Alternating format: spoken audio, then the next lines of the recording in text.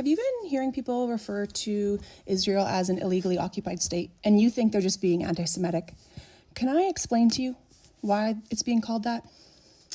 So let's go back to 1917, when during World War I, talks were starting to happen between Ottoman Empire and Britain, that during the peace treaties, Britain would have control over the land of Palestine after the war. So once that discussion had been had, Balfour decided that in talks with the Zionists, that they would partition a part of Palestine for the Jewish homeland, a small portion. It was nothing legal. The Balfour Declaration is not a legally binding document. It is a statement of support that that's what Britain would do, that they would honor that. Unfortunately for them, after the war, the Treaty of Versailles, specifically the Covenant of the League of Nations, Article 22, starts to talk about self-determination for any British colonial entity, which now included Palestine, which means that the people of Palestine had the right to self-determination within their land. One people, self-determination. That's what the Treaty of Versailles provided to all British colonies, now including Palestine. So that little agreement that Zionists had with Balfour was null and void. There was nothing legally binding about it, and there was nothing about it that actually prevented Palestinians from kicking them out if they wanted to. However, as we all know, that's not what happened. So even though legally Palestine should have had the right to self-determination, meaning they should have had control over their own land, Zionists moved in and eventually ended up with a very well-equipped military, but was really more controlled by terrorist groups. And that's not just my opinion. That's what they were called on the international stage throughout all of the 20s and 30s and 40s. For 30 years, from 1918 until 1948, the British Mandate of Palestine was terrorized by Lehi and Irgun, two of the major terrorist Zionist groups that over those decades committed hundreds of terrorist attacks within Palestine. Now, I think a lot of people misunderstand that. They think during this time it was like Palestinians, Arabs, which includes Christians, Jews, and Muslims, and Zionist Jews. But that's not the case. It was British mandated, meaning Britain soldiers were there. Britain military was in Palestine, protecting the land of Palestine and trying to keep Zionists into the small quadrant that they had been given. Commentary during those years suggests that the Palestinians as a whole believed in the integrity of the Allied powers to do ultimately what was just. It was also widely believed that their collective refusal to retaliate would prevent their tormentors from obfuscating the situation with claims of self-defense, which didn't work. However, the terrorist attacks that were committed were not just against Palestinians, although a large portion were. It was also against the military, the British military across the land. But that wasn't enough. Irgun blew up the house of a Jewish woman who refused to finance them, because it wasn't just Palestinians. It was also Jewish people who didn't support them that were also attacked. Zionist violence against uncooperative Jews continued with 4 attempted assassinations of Jewish civilians by the Zionist gangs recorded within a 10-day period in December 1946. And I know a lot of people say, well, it's the Arabs, it's the Palestinians, the indigenous Palestinians that didn't want peace, that didn't want a broker or a deal that would allow them all to live peacefully. And to that, I just want to read you this. This is from Palestine Hijacked. In September of 1946, a new plan to end the carnage and the mandate was proposed in late September by a committee represented by 7 Arab states, the Arab League, and the British government, because those are the only people who had rights to that land at the time. It outlined a democratic Palestine with a government made up of Jews and Arabs of all religions, with both Arabs and Jews free to become head of state.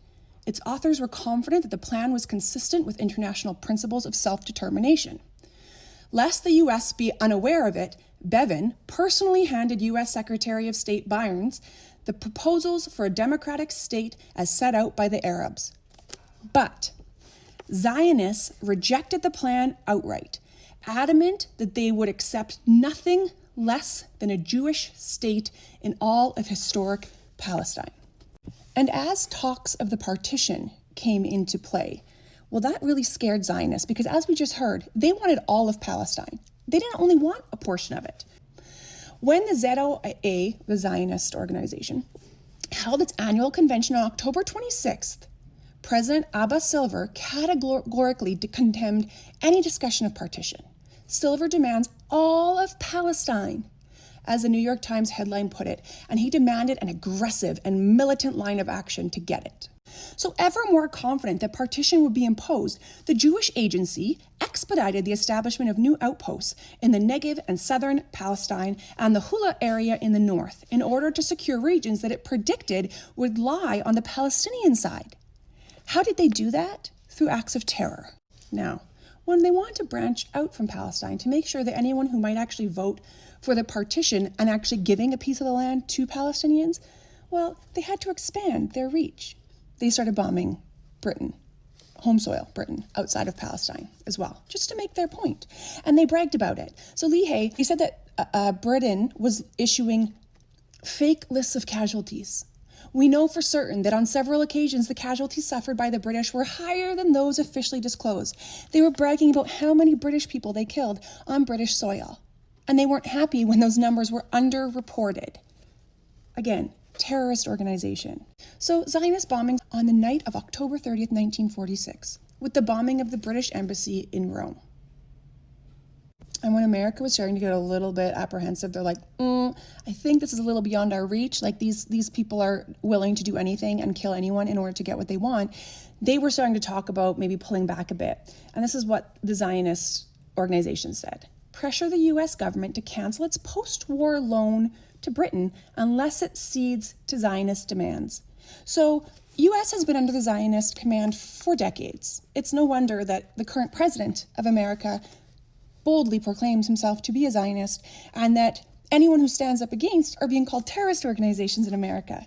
Isn't that ironic that the actual groups that started all of this under Zionism that President Biden supports are the actual terrorist organizations that were called such by America, Britain, and every other country across the world, all through the 1920s, 30s, and 40s.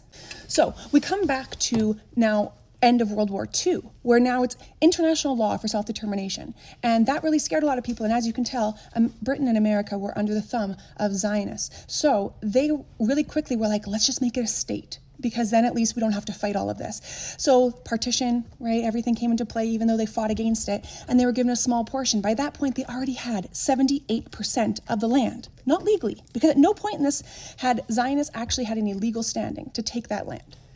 This entire time, up until 1948, Palestine was the right to self-determination, and all the indigenous people of Palestine, not the Israelis, not the Jewish people who'd come in, and certainly not the Zionists.